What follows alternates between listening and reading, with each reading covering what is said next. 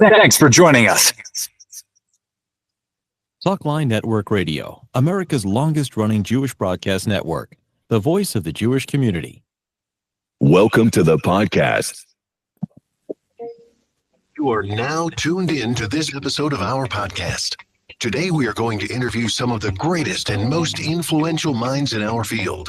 And now, please welcome your host. You're listening to Talkline with Zev Brenner, America's premier Jewish broadcast on the air since 1981. And we're back. You know, we've been covering Norpac probably for 20 years or longer. They do amazing work, and they have one day a year they go to Washington, bring over 1,000 people to meet with almost every elected official, Senate, whether it's Senate or Congress, Republican, Democrats, and to go to foster and keep the American-Israel alliance going strong. With us right now is Alan Friedman. He's been with Norpac for 20 years, but for about 10 years, he's been chairman of the Talking Points Committee. So welcome to the program. Thank you for joining us. Thank you so much for having me. I don't have any talking points, but I know it's important because here's the thing, though. And everybody who's listening can participate and go to Washington on the 20th of May and be part of this group that goes. But how do you talk to a congressman? How do you talk to a senator to make sure you get the right talking points? And that's your division. Right. So obviously there are, broadly speaking, two parts. One is preparing the talking points. The other is figuring out how to make a particular meeting work. So let's focus on the second part first, meaning how to make the particular meeting work. Obviously, the assumption is that the folks that go down are not only passionate about the U.S.-Israel relationship, passionate about anti-Semitism and pushing back on anti-Semitism, but that they are going to be well prepared in the sense that they've thought carefully about the issues, and particularly that they've read the talking points and the talking point summaries very carefully. That's kind of the very first thing they need to do.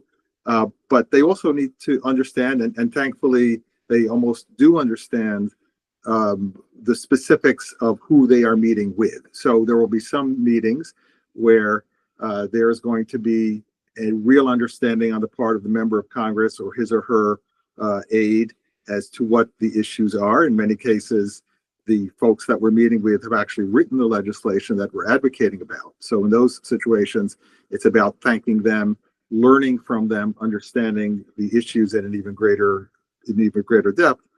But there are also a lot of meetings where the opposite is true, where the person that we're meeting with, a member of Congress, the aide, may either not have thought a lot about our issues because the issues mean a lot more to us in many cases than they do the particular member of Congress, especially members of Congress who do not necessarily represent districts with a large Jewish population.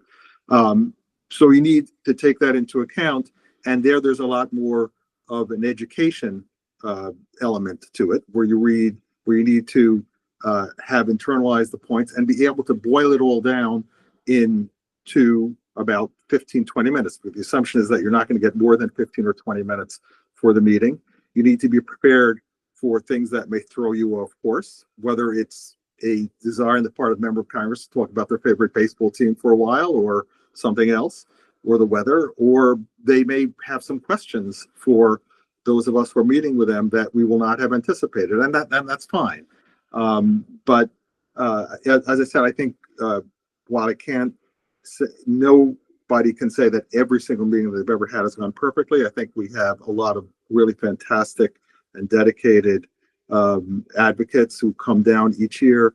They've thought carefully about the issues, they've educated themselves on the issues, and they know because they have thought about it and because they practiced, and that's really the key as well, to kind of boil it all down into those 15 to 20 minute chunks that they need to make it, that they need to do that in order to make it work for that meeting. Well, you raise a very important point. Not every legislator or their assistants knows all the facts about a particular issue. And sometimes, and I think they appreciate if somebody comes in who's knowledgeable, is able to say, these are the facts they're impressed by, but also has an impression on their ability to go forward. No, it absolutely does. And look, to come at this from a slightly different angle, basically, if you ask from a very practical perspective what our goal is when we walk into a meeting, our goal is to walk out of that meeting with either a willingness to co-sponsor a particular piece of legislation, or at least to think carefully about co-sponsoring a particular piece of legislation or a particular resolution. That's how this kind of translates into the real world. What does it mean in the real world? And so at the end of every one of our talking points, and we typically have around 4 talking points each year, because that's about what we can squeeze into the amount of time that we have. The end of each of those talking points is an ask. The ask typically, as I said, is will you co-sponsor this particular piece of legislation? Will you sign on to this letter? Will you sign on to this resolution? So what are the talking points for this year? So that's a very good question. So they're still evolving, but the general topics are pretty clear.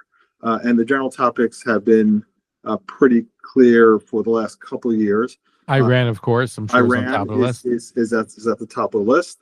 The very first ask we always have each year is to support the U.S.'s relationship by supporting the $3.8 billion that Congress appropriates each year under the 10-year memorandum of understanding that goes through 2028. $3.3 billion in security assistance, $500 million for missile defense. There is Iran, and there's both an education element to it, especially because we have the discussions that are taking place right now between the administration and Iran on looking to do a renewed JCPOA, a renewed U.S.-Iran nuclear deal. There's another piece of legislation we're likely to have on the agenda as well that is also looking to strengthen the U.S.'s relationship on the military side. And then we will likely have a piece of legislation as well devoted to anti-Semitism. That's, of course, been an issue for us since October 7th. It's unfortunately necessary. It's unfortunately very much tied up with the events that have happened since October 7th. So we kind of viewed, even though in the past that was not really something we focused on, because it wasn't really something that we had to focus on, but I think it's absolutely critical for our community to make its voice heard on that as well. Is there any particular legislation regarding anti-Semitism that you're looking to get them involved, or just setting up the climate to know that this is something which they have to deal with? Yes and yes. So we obviously want to make sure they're aware of the climate, especially in terms of what's going on college and university campuses around the country.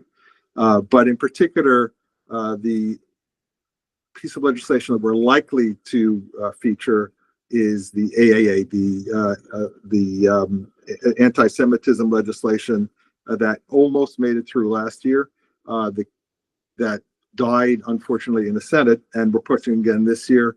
What the key feature of the AAA is that it defines what it means to be an anti-Semite in ways that that correspond to the so-called IHRA, the IHRA, the International Holocaust Remembrance Association definition.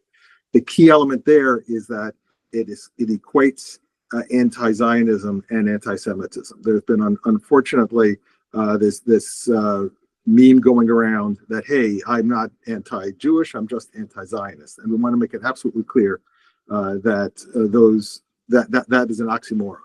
If you're going to be denying the right to the Jewish people to a homeland, then you are denying a core element of what it means to be a Jew.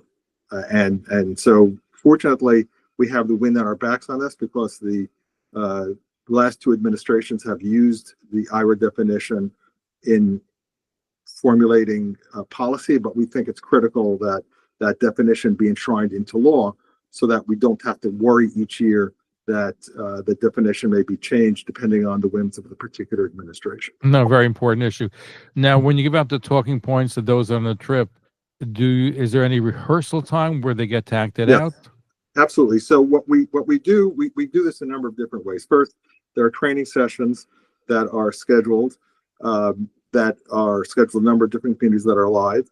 There are recordings that are made for each of the talking points so that people can watch them either live when they're initially recorded or on Zoom.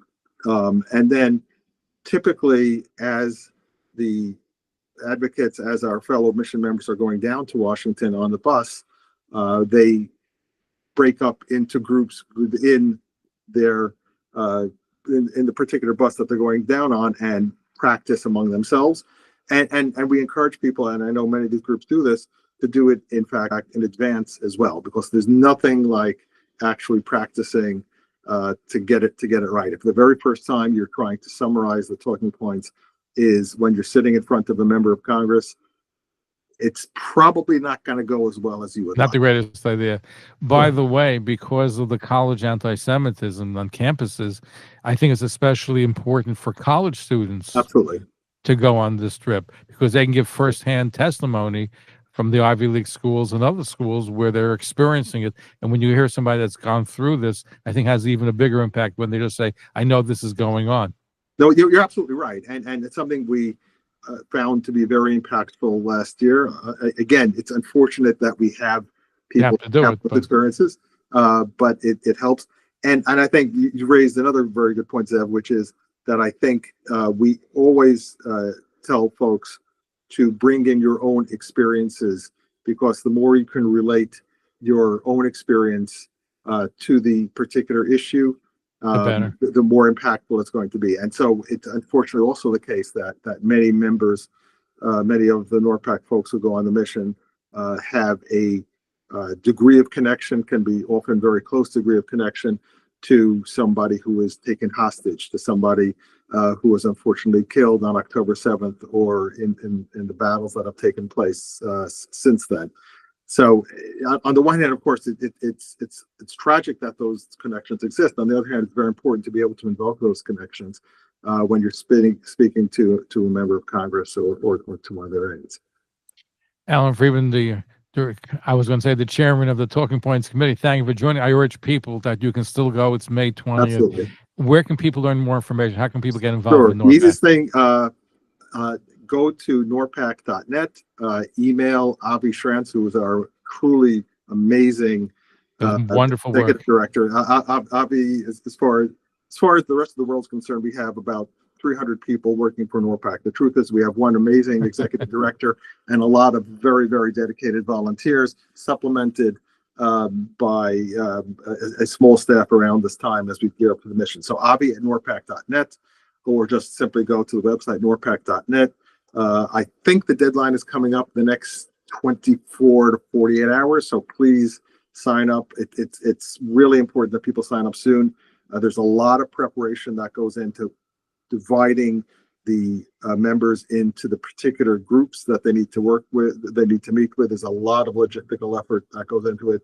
So please, make Avi happy and sign up. Keep him busy, right? Keep him busy. I keep him busy. Absolutely. But I've gone on Norpac missions. Wonderful missions, educational, both for you and for your kids. Absolutely. Especially college, even high school. I've taken high school. There's nothing. I remember the first time I went down, it was both scary and enlightening how much influence you can have just sitting down in front of a member of Congress, speaking to them face to face.